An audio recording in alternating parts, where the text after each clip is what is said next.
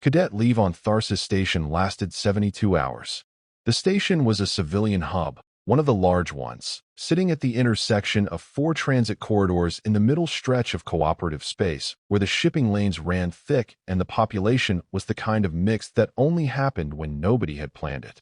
40,000 permanent residents from 19 species, plus transient traffic that doubled the population on busy cycles.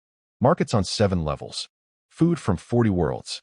Noise in 11 languages layered on top of each other until it stopped being languages and became a texture, something you moved through rather than listened to. Jordan Hayes had 72 hours, a standard leave allowance, and nothing particular to do with either. He was not a being who relaxed easily.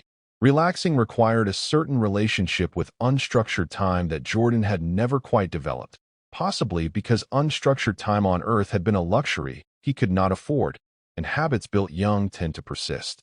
He walked the station instead. All 7 market levels, the transit concourses, the residential rings, the maintenance corridors that civilians were technically allowed in but rarely used. He moved the way he moved everywhere, with the steady, unhurried attention of someone who was reading the place rather than visiting it.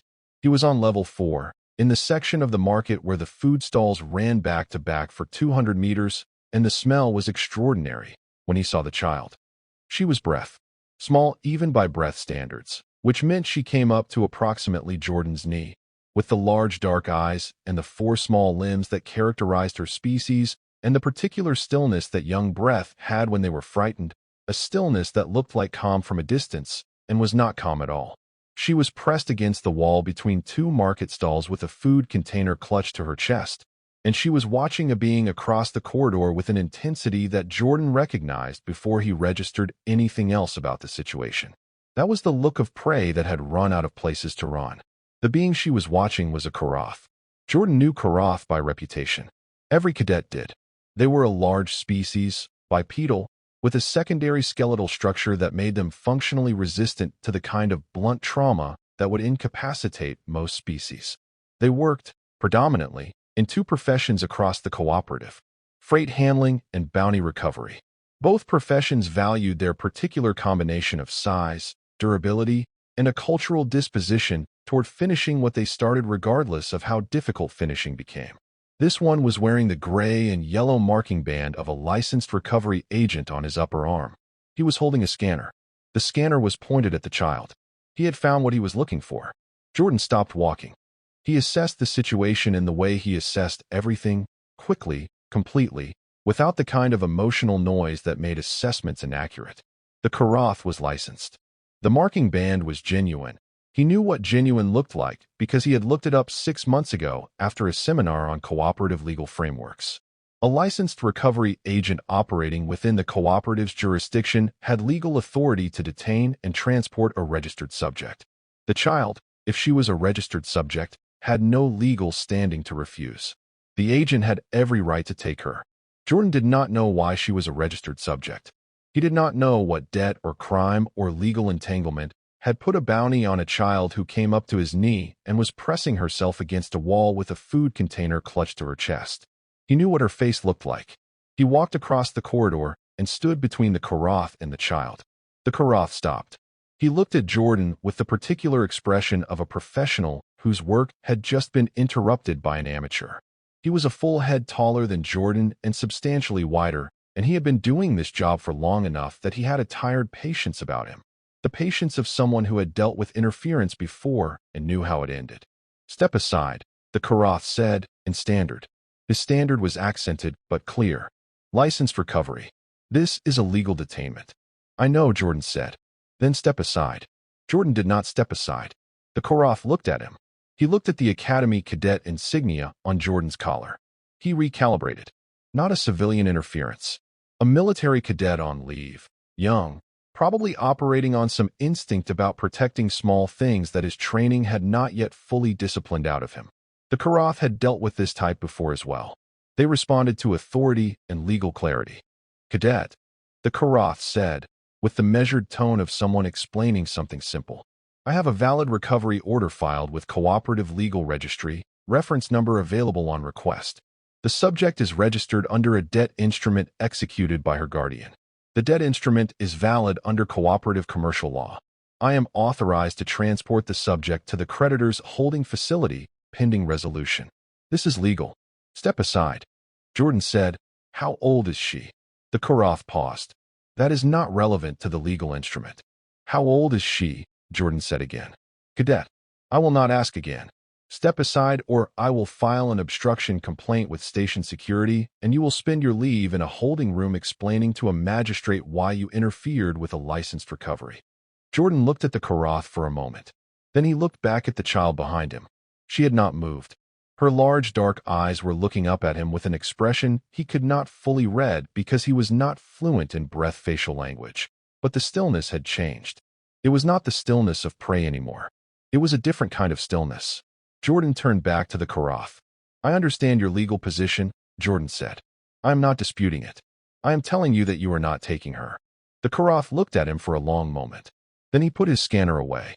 He reached into his vest and took out a different tool, a restraint baton, standard recovery equipment, legal, non-lethal by cooperative classification, capable of delivering enough electrical charge to incapacitate most species for approximately 20 minutes.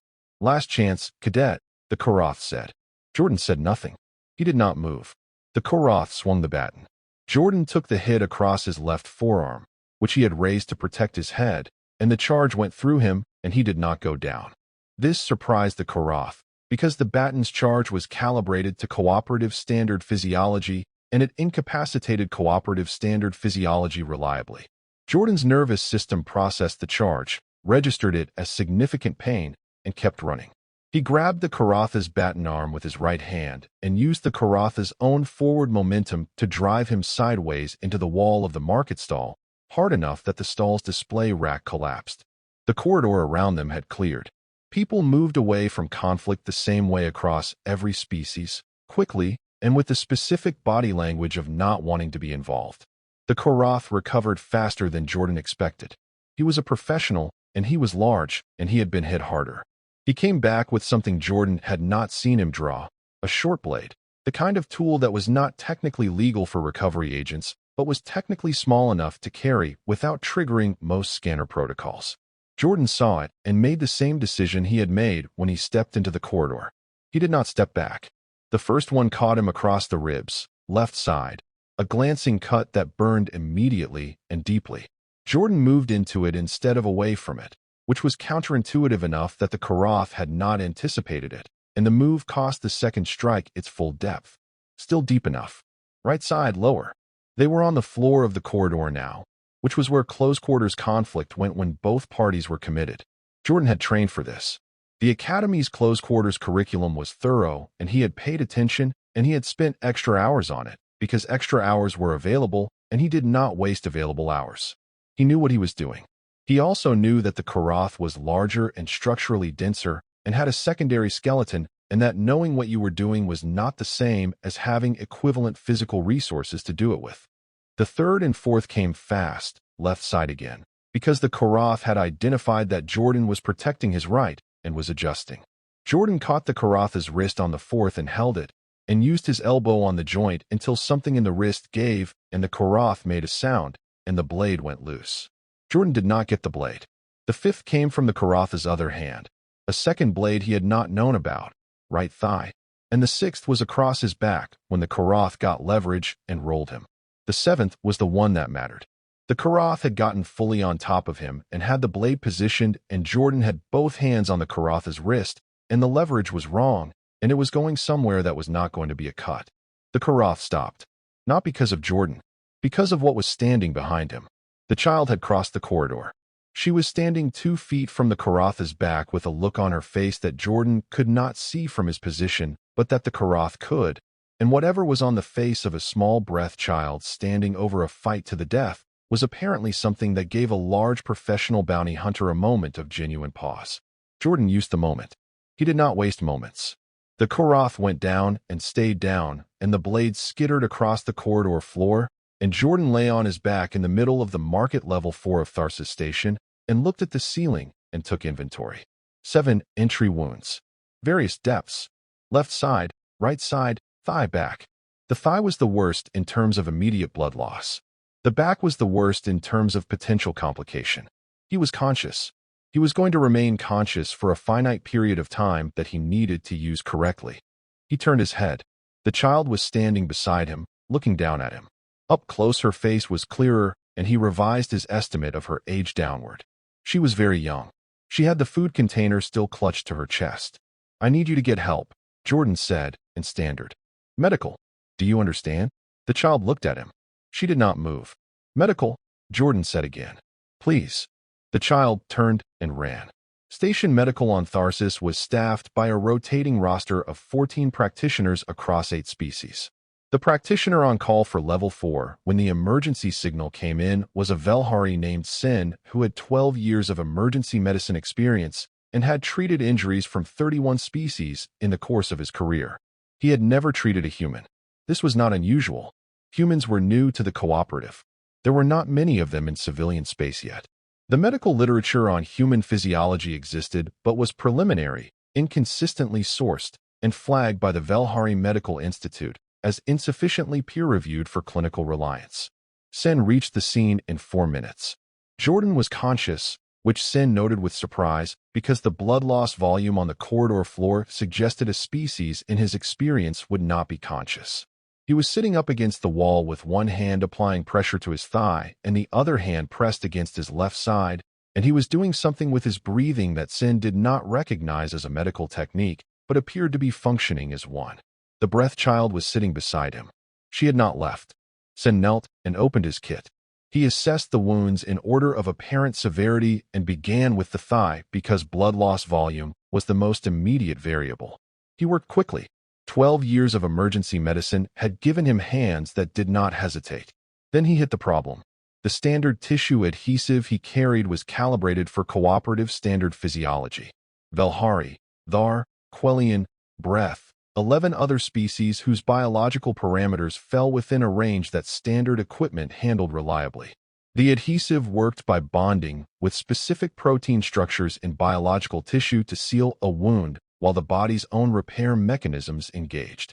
Human protein structures were not in the calibration range. Sen looked at his kit. He looked at the wounds. He looked at Jordan. "I need to tell you something," Sen said. "Tell me while you work," Jordan said. "My standard equipment is not calibrated for human physiology. I can close the wounds mechanically. I can manage blood loss. What I cannot do is guarantee that my interventions will not cause a secondary reaction in your biology that I cannot predict or treat. I do not have sufficient data on human physiology to know what your body will do with foreign medical compounds." Jordan looked at him. "What are my options?" "I close the wounds with mechanical closure, and we get you to the station's main medical facility where they have better equipment and possibly better data. The risk is that mechanical closure without biological adhesive is slower and less reliable for wounds of this depth. Or, I use the standard adhesive and accept the risk of a reaction." Jordan was quiet for a moment. He was doing the inventory again, the one he had been doing since he hit the floor, tracking his own status the way you track a system under load. "How far is the main facility?" he said. "Level 1. Approximately 9 minutes by medical transport." Jordan thought about 9 minutes. He thought about what his body was currently doing and what it was likely to do over 9 minutes, and whether mechanical closure was going to hold that math together. "Use the adhesive," he said. Sen looked at him. "You understand the risk." "I understand it." "Use the adhesive." Sen used the adhesive.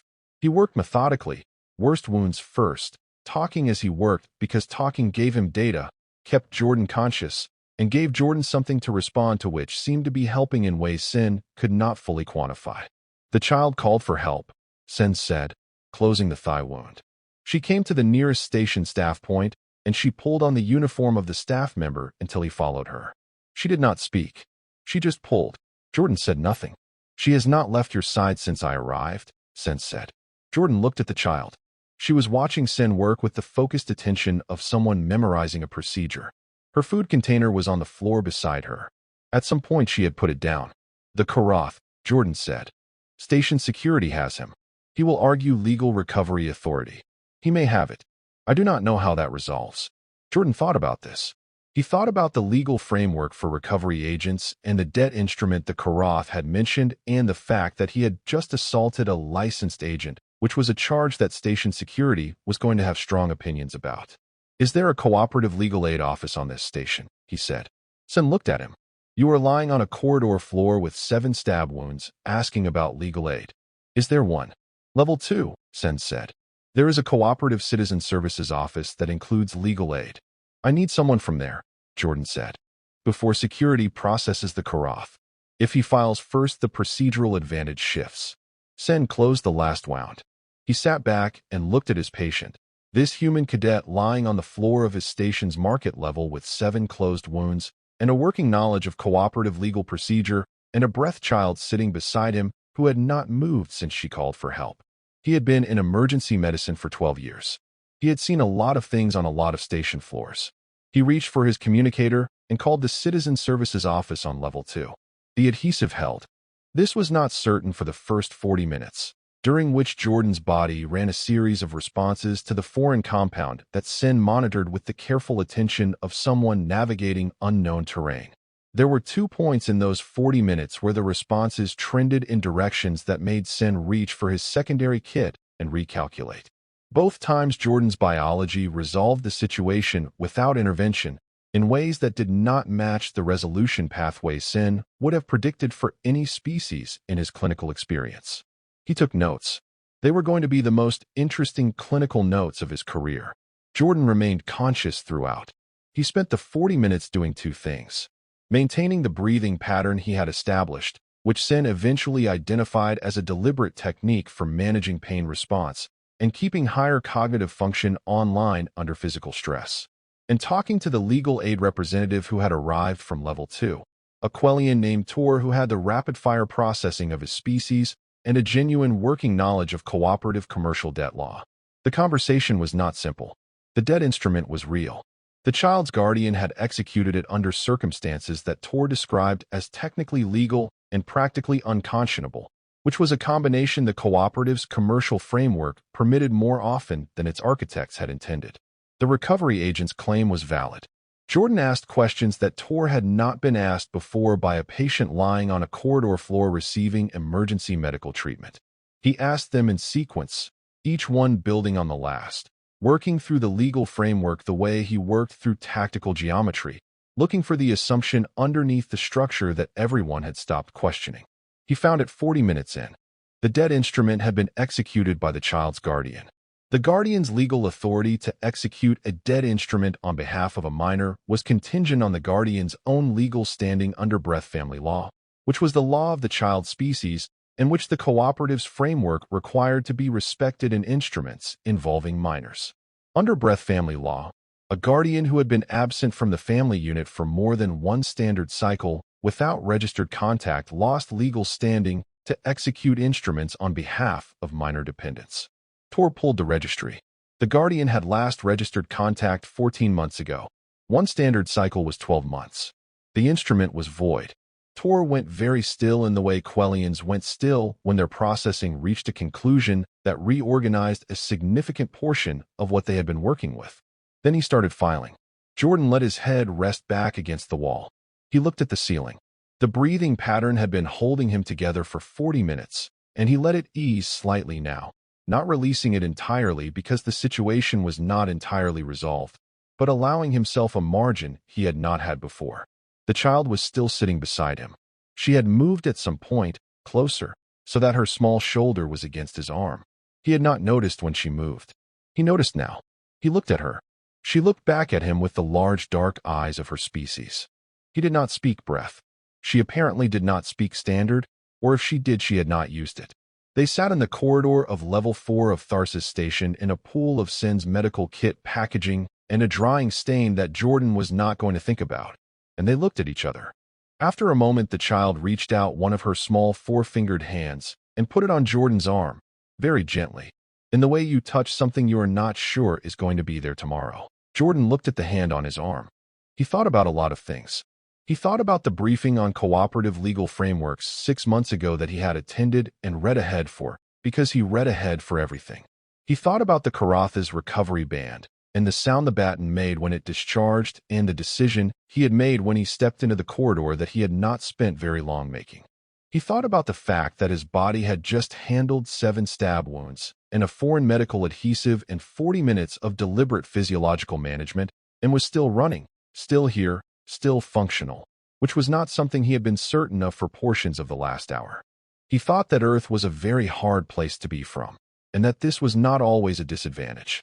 The child's hand was still on his arm. He did not move it. Sen filed his clinical notes that evening. They ran to 11 pages, which was 9 pages longer than his standard emergency report. He sent a copy to the Velhari Medical Institute with a cover note explaining what he had observed and a request for any additional human physiological data they could provide. He received a response 3 days later. The Institute's Xenobiology Division thanked him for the report. They told him it was one of 6 documented cases of human physiological response to cooperative standard medical adhesive. In 5 of the 6 cases, the human's biology had managed the foreign compound without intervention. In the 6th case, the human had been fine also, just slower. The division's lead researcher had added a personal note at the bottom of the response. The note said, "We are still building the picture on this species. What we have so far suggests that the picture is going to be unlike anything we have seen before. Thank you for your contribution." Sen read the note. He thought about the human cadet lying on his corridor floor, doing controlled breathing to keep himself conscious, while simultaneously navigating cooperative debt law to protect a child he had met 20 minutes before. He thought about what it meant that the human had made the decision to step into that corridor in the time it took most beings to register that there was a situation. He had been in emergency medicine for 12 years. He understood, professionally and personally, what it cost a body to take 7 wounds and stay functional. He understood the math of blood loss and shock response and the point at which most biological systems stopped being able to override what was happening to them and simply went down. Jordan had not gone down, not because he could not feel it. Sen had been watching his face for 40 minutes.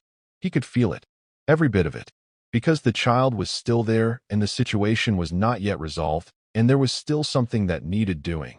And as long as there was something that needed doing, Jordan Hayes had apparently decided that going down was not an option he was prepared to select. Sen closed his notes.